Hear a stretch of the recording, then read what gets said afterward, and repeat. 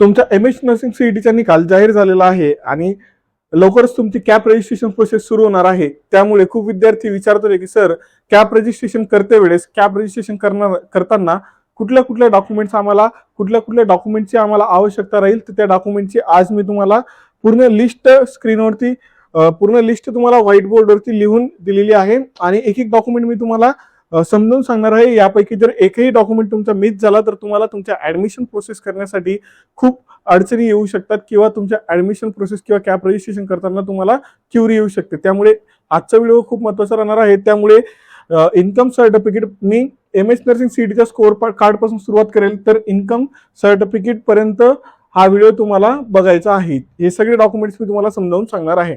सगळ्यात आधी जर गोष्ट करायला गेलो मी एमएस नर्सिंग सीईटीच्या कॅप रजिस्ट्रेशनसाठी लागणारी गोष्ट तर ती असते तुमचं स्कोअर कार्ड।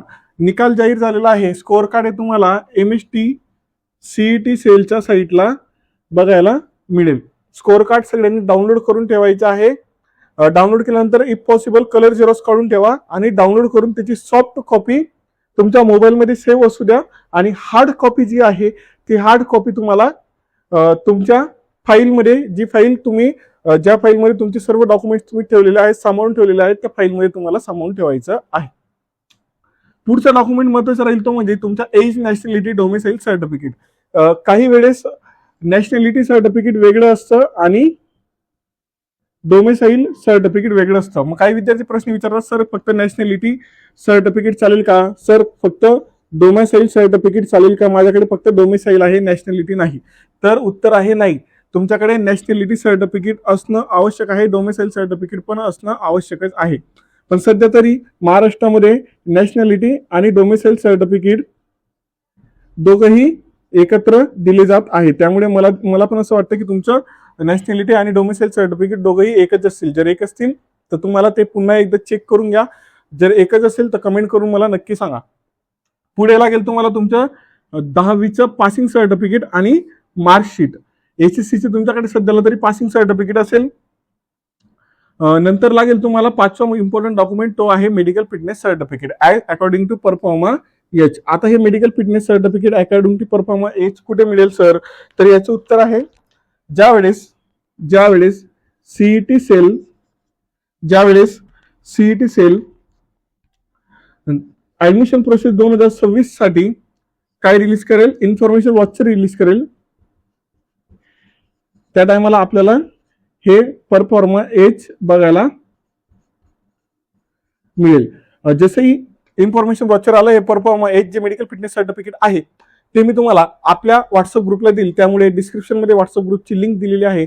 सर्व विद्यार्थ्यांनी आवर्जून व्हॉट्सअप ग्रुप जॉईन करून घ्यायचा आहे, कारण की जे डॉक्युमेंट्स तुम्हाला ऍडमिशन साठी लागणार आहेत ते डॉक्युमेंटची लिस्ट किंवा त्या डॉक्युमेंट संबंधीचा अपडेट तुम्हाला आपल्या त्या व्हॉट्सअप ग्रुपवरती दिला जात असतो। त्यामुळे सर्व विद्यार्थ्यांनी व्हॉट्सअप ग्रुप आवर्जून जॉईन करून घ्यायचा आहे। पुढे caste certificate caste certificate and caste validity certificate it is most important document to take benefit of reservation. जर तुम्ही रिझर्व कॅटेगरी मधनं असाल तर तुमच्याकडे कास्ट सर्टिफिकेट आणि कास्ट व्हॅलिडिटी सर्टिफिकेट, तुम्हाला जर कॅप राऊंडचा फॉर्म हा ओपन कॅटेगरीमध्ये न भरता तुम्ही ज्या कॅटेगरीमधनं बिलॉंग करतात त्या कॅटेगरीचा रिझर्वेशनचा फायदा घेऊन भरायचा असेल तर तुमच्याकडे कास्ट सर्टिफिकेट आणि कास्ट व्हॅलिडिटी सर्टिफिकेट असणं आवश्यकच आहे। त्याशिवाय तुम्हाला त्या रिझर्वेशनचा फायदा घेता येणार नाही। जर नसतील तर तुम्ही डायरेक्टली तुम्हाला कॉलेज अलॉट झालं की तुम्हाला ओपन कॅटेगरीमध्ये ऍडमिशन घ्यावं लागू शकतं। त्यामुळे कास्ट सर्टिफिकेट आणि कास्ट व्हॅलिडिटी सर्टिफिकेट जर बनवलेलं नसेल तर लवकरात लवकर बनवून घ्या। नेक्स्ट डॉक्युमेंट आहे नॉन क्रिमिलेअर। आता नॉन क्रिमिलेअर जे ते पुन्हा एकदा सांगतो, ज्या विद्यार्थ्यांचे नॉन क्रिमिलेअर आहे त्यांनी फाईलमधून ते नॉन क्रिमिलेअर काढा, बॅगेत असेल तर बॅगेमध्ये नॉन क्रिमिलेअर काढा आणि त्याची वैधता व्हॅलिड म्हणजेच काय, वैधता त्यावर लिहिलेलं असतं की हे सर्टिफिकेट या तारखेपर्यंत वैध आहे। ठीक आहे, हे जर लिहिलेलं असेल, ही तारीख असेल 31 मार्च 2027 पर्यंत, तुम्हाला घाबरायची चिंता करण्याची काहीच गरज नाही। तुमचं तुमचे जे नॉन क्रिमिलियर सर्टिफिकेट आहे ते ह्या ऍडमिशन प्रोसेसला चालणार आहे. तुम्हाला कुठलीही अडचण येणार नाही. BSc nursing, GNM nursing admission counselling ऍडमिशनची संपूर्ण जबाबदारी आमची. काउन्सिलिंग जॉईन केल्यानंतर प्रवेश प्रक्रियेबाबत तुम्हाला कोणतीही चिंता करायची गरज नाही. ऍडमिशन होईपर्यंत प्रत्येक टप्प्यावर आम्ही तुमच्या सोबत असू. आम्ही तुम्हाला सर्व बाबींमध्ये मार्गदर्शन व मदत करू.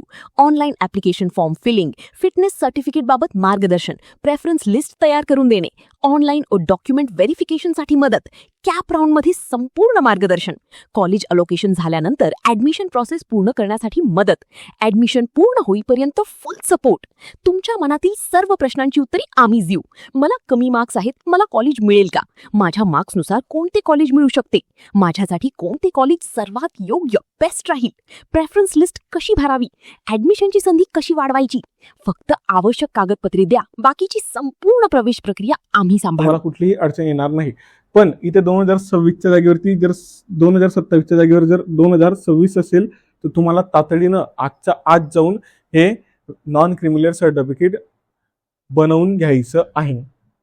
तुम्ही जर EWS म्हणून असणार तर तुमच्याकडे EWS चे सर्टिफिकेट असणं आवश्यक आहे. जे ओपनचे विद्यार्थी आहेत त्यांना मोस्टली इकॉनॉमिकली विकर सेक्शनमध्ये टाकलं जातं. त्यांना जर EWS मधनं ऍडमिशन घ्यायचं असेल त्यांच्याकडे EWSच्या मधनं ऍडमिशन घेण्यासाठी EWS सर्टिफिकेट असणं खूप जास्त महत्वाचं आहे.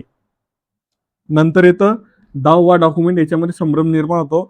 कॉलेज लिव्हिंग सर्टिफिकेट आणि कॉलेज ट्रान्सफर सर्टिफिकेट. जर तुम्ही 12th पास झाले असणार, आत्ताच जर तुमची 12th झाली असेल आणि 12th नंतर कुठेच ऍडमिशन घेतलं नसेल तर तुम्हाला LC भेटते. आणि जर तुम्ही 12th नंतर कुठेतरी UG course, under graduate course किंवा डिग्री कोर्सला ऍडमिशन घेतलं असेल तर तुम्हाला LC मिळत नाही, तर तुम्हाला काय मिळते? TC मिळते, ट्रान्सफर सर्टिफिकेट. ठीक आहे, ही गोष्ट लक्षात ठेवा. तर तुम्हाला LC चालणार का? जर तुम्ही समजा FY ला कुठेतरी 1 वर्ष गॅप दिलेला किंवा कुठेतरी ऍडमिशन घेतलं आणि मग नंतर यावर्षी नर्सिंगची सीट दिली आणि प्लेन BSc ला FY ला कुठेतरी ऍडमिशन होतं आणि आता MS नर्सिंग CET देऊन नर्सिंगला ऍडमिशन घ्यायचं असेल, you must have your transfer certificate with you. तुम्हाला LC चालणार नाही. तुमच्याकडे काय असावं लागेल? ट्रान्सफर सर्टिफिकेट त्या कॉलेजमधनं मिळालेलं असणं खूप जास्त महत्वाचं आहे. नेक्स्ट सांगतो तुम्हाला. नेक्स्ट आहे गॅप सर्टिफिकेट. ज्या विद्यार्थ्यांची 12वी 2026च्या आधी झालेली आहे, कधी?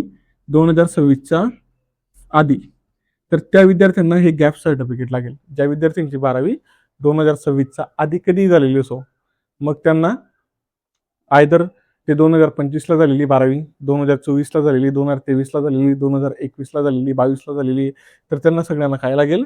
गॅप सर्टिफिकेट लागेल. नंतर आधार कार्डवरती जर नावाची काही मिस्टेक असेल तर लवकरात लवकर ते अपडेट करून घ्या आणि सगळे मिस्टेक दूर करा. स्पेलिंग मिस्टेक असेल, एखादं अक्षर सुटलं असेल तर ते करेक्शन करून घ्या. ID साईज स्टुडंटचा फोटो लागेल तुम्हाला. स्टुडंट जो आहे त्याचा ID साईज फोटो लागेल. बॅकग्राऊंड कसं ठेवणार? व्हाईट. बॅकग्राऊंड कसं ठेवायचं? व्हाईट बॅकग्राऊंड ठेवायचं. ठीक आहे, एवढ्या बारीक बारीक गोष्टी तुम्हाला कोणीच सांगितल्या नसेल. एवढ्या बारीक बारीक गोष्टी मी तुम्हाला सांगतोय. आयदर तुम्ही स्टुडंट असाल किंवा पॅरेंट्स असाल तर हा खूप जास्त महत्त्वाचा व्हिडिओ असणार आहे. त्यामुळे सगळ्यांनी हा व्हिडिओला लाईक करा आणि जितकं जास्त होऊ शकतं, जितकं जास्त तुमच्याला पॉसिबल होईल तेवढं जास्त हाईप करण्याचा प्रयत्न करा, जेणेकरून जास्तीत जास्त विद्यार्थ्यांपर्यंत आपण पोहोचू शकू. आपले चॅनल, तुमच्या सर्वांचे चॅनल जास्तीत जास्त विद्यार्थ्यांपर्यंत पोहोचू शकेल. हा उद्दिष्ट पूर्ण करण्यासाठी तुम्हाला व्हिडिओला लाईक आणि हाईप दोघंही करायचं आहे. नंतर व्हाईट बॅकग्राऊंडवरती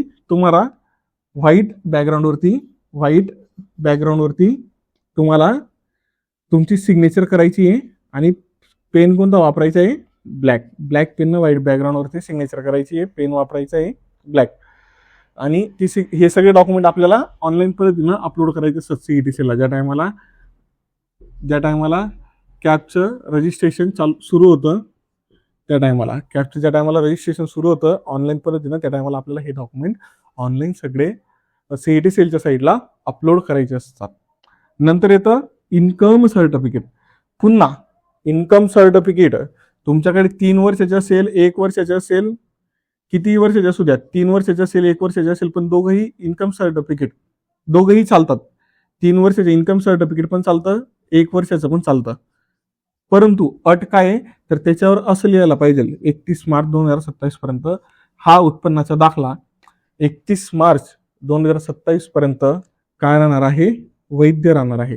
जर 2026 असेल तर लवकरात लवकर जाऊन तहसील कार्यालयामध्ये जाऊन तुमचा उत्पन्नाचा दाखला तुम्हाला बनवून घ्यायचा आहे. तर हे होते खूप जास्त मोस्ट इम्पॉर्टंट डॉक्युमेंट जे तुमच्या कॅप रजिस्ट्रेशन प्रोसेससाठी तुम्हाला लागणार आहे. असेच खूप इम्पॉर्टंट व्हिडिओ मी आपल्या चॅनलला टाकत असतो.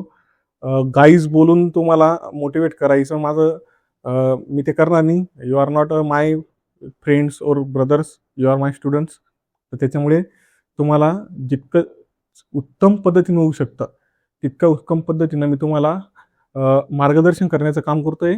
आणि त्याच्या बदल्यामध्ये मी फक्त एवढीच अपेक्षा ठेवतो की डिस्क्रिप्शनमधली व्हॉट्सअप ग्रुपची लिंक सर्वांनी जॉईन करायची आहे आणि व्हिडिओला लाईक आणि हाईप केल्याशिवाय कोणीही जायचं नाहीये. तोपर्यंत जय हिंद, जय महाराष्ट्र.